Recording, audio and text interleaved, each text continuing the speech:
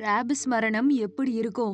நாய போல மாறும் நோயாளிகள் எச்சரிக்கும் மருத்துவர் என்னன்னு தெரிஞ்சுக்கலாம். வீடியோவை ஃபுல்லா பாருங்க. தெருநாய் கடினால பாத்தீங்கன்னா ராபிஸ் மரணம் ஏற்படுது இல்லையா? இத பத்தி மருத்துவர் என்ன சொல்லியிருக்காருன்னா, முக்கியமான விஷயம் இந்த வருஷம் மட்டுமே போன வருஷத்தை கம்பேர் பண்ணும்போது 2 மடங்கு ராபிஸ் நோய் பாதிக்கப்பட்டவர்கள் அதிகமாயிருக்காங்க. தடுப்பூசிகளும் போடப்பட்டிருக்கு. அதையும் தாண்டி இப்போ பல்கி பெருகி நாய்கள்லாம் இருந்துட்டு இருக்கு. அதனாலவோ என்னவோ குறிப்பிட்ட சூழ்நிலைனால நாய்களுடைய நகங்களாலும் சரி, அதன் கடிக்கக்கூடிய சூழ்நிலைனாலும் இல்லைன்னா நம்ம காயங்கள்ல நாய்களுடைய எச்சி படுறதுனாலையும், அதாவது ராபிஸ் பாதிக்கப்பட்ட நாய்களை பத்தி சொல்லிட்டு இருக்கேன். ஸோ கண்டிப்பா என்ன ஆகுதுன்னா இன்ஃபெக்ஷன் ஏற்படுது.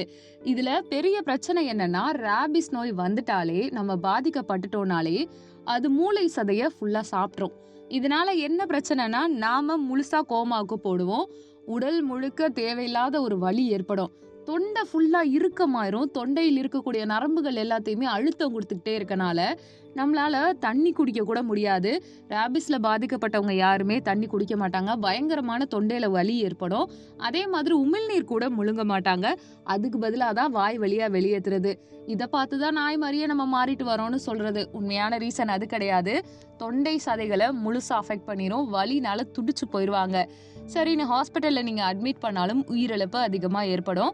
முதல் விஷயம் என்னன்னா, சாதாரண நாய்க்கடியா இருந்தா கூட நாங்க ராபிஸ்க்கு ட்ரீட் பண்ற மாதிரி தான் பண்ணுவோம். நிறைய பேர் நாட்டு வைத்தியம் எடுத்துக்கிறாங்க. ஆனா நாட்டு வைத்தியத்துல தடுப்பூசின்னு ஒண்ணு கிடையவே கிடையாது.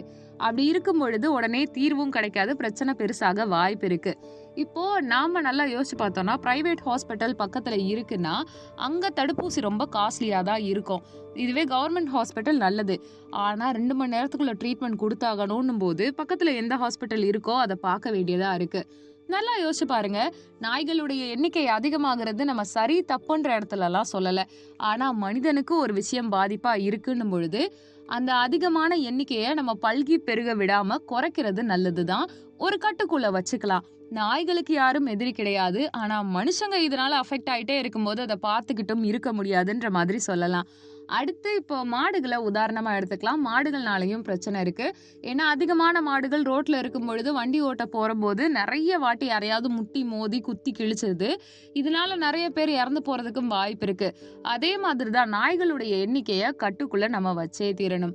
அடுத்த முக்கியமான விஷயம் என்ன அப்படின்னு பாத்தீங்கன்னா, இப்போ நாய்கள் சாப்பிடக்கூடிய உணவா இருக்கட்டும், அதெல்லாம் பிரச்சனை இல்லை. ஆனா நாய்களுடைய கழிவு இதை விட பெரிய அஃபெக்ட் ஆகக்கூடிய ஒரு விஷயம்.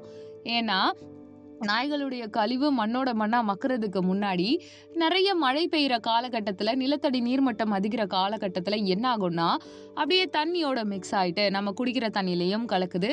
இதனால நிறைய இன்ஃபெக்ஷன் வருது அதை குடிக்கிற பீப்புளுக்கு. இது வெளியில யாருமே பேசாமையே இருந்துட்டு இருக்காங்க. இதெல்லாம் ப்ராப்ளம்ஸா இருந்துட்டு இருக்கு. நாய்கள் வாயில்லாத ஜீவன் தான், இல்லைன்னு யாருமே சொல்ல கிடையாது. ஆனா ஒரு குறிப்பிட்ட இனம் அதிகரிக்கும் பொழுது அதனால ஏற்படக்கூடிய ப்ராப்ளம்ஸ்லாம் இருக்கு இல்லையா? அது என்னன்னு நம்ம முதல்ல தெரிஞ்சுக்கணுன்றதுக்கு தான் இதெல்லாமே சொல்றேன்னு டாக்டர் பேசியிருப்பாரு. நீங்க இதை பத்தி என்ன நினைக்கிறீங்கன்றத கமெண்ட் பண்ணுங்க. நம்ம சேனலை லைக் பண்ணுங்க, ஷேர் பண்ணுங்க, சப்ஸ்கிரைப் பண்ணுங்க. தேங்க்யூ.